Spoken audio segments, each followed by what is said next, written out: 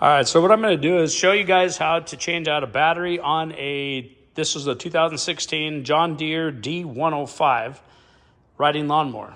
All right, so all you're going to need is a 10 millimeter open end or box end wrench. Let's go ahead and open this up. Your battery is sitting right directly behind the engine.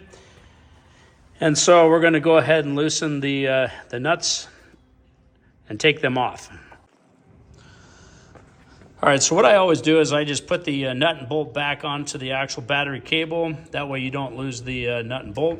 And then now that it's loose here, you can go ahead and just grab this thing and lift it directly straight out, just like that.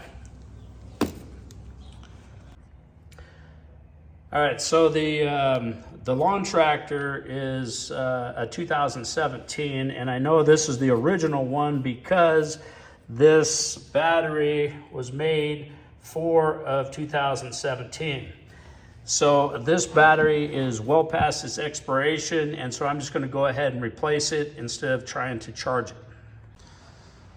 All right, so I went down and I picked up this 12-volt battery from my local auto parts store, and they had a kind of a small selection of them, but this still will work just fine. With a core, it was $52. All right, so before you install your battery leads here, you want to go ahead and clean the terminals really good, clean the ends. This, since it's brand new, you don't have to worry about the terminal being cleaned, but go ahead and clean this up before the installation. All right, so now go ahead and put your bolts in and you're tighten it up. Get these nice and snug. And then once you're done with that, both sides again are 10 millimeter. Once you're done with that, put your cap back on and let's fire it up. Make sure the thing runs.